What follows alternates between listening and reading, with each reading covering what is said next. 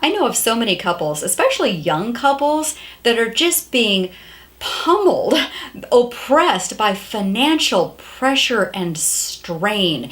And it's just weighing on them. It's causing such anxiety, which affects their marriage and their family and causes financial arguments. And I just want to say this. The Bible actually has a ton to say, a ton of wisdom that you and I can both apply in terms of financial principles that will be so helpful. And so would you allow me to just present 3 of those financial principles found in the Bible? There are a ton more, but 3 that I think are especially helpful are these. Number 1, and this is just huge, I can't overstate this enough.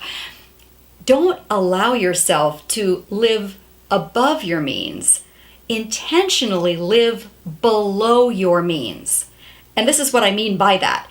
Often we, get a raise at work, or maybe, the wife was at home after having a baby and now she's going back to work and you're like, oh, good, extra income. And so we immediately figure how we can spend that income. Oh, we can get a bigger house. Oh, we can get a new car. Oh, we can finally get that new living room furniture. And I'm not saying those things are bad, but often we take all of that extra income and we spend it all, or we budget for all these things, and it's just right up to the level that we can afford.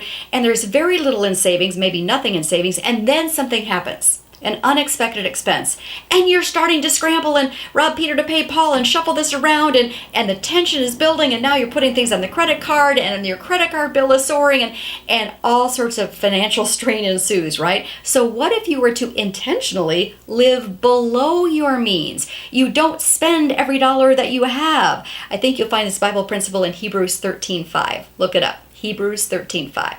Okay, second Bible principle.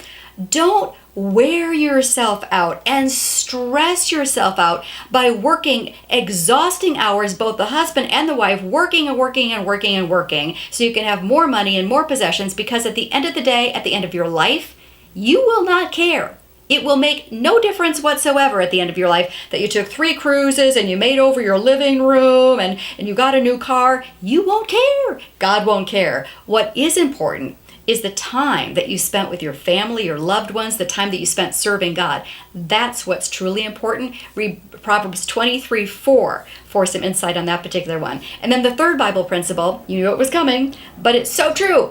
Malachi 3:10 is the Bible principle I'm talking about here, and that is cheerfully give money back to the service of the Lord. And trust me, and trust the Lord at His promise there that He will provide back to you if you will take a leap of faith and give generously to the work of the Lord. Read the promise for yourself in Malachi 3:10. I'm just saying, I've lived that way for decades now. I have faithfully tithed, which is giving 10% of your income. I faithfully tithed back to the Lord, to His work, His church, ministries that are doing God's work. I've done that for decades. Even when I didn't see how in the world this was going to pencil out in my budget, I just did it anyway. And God has always provided, sometimes in strange and unusual ways.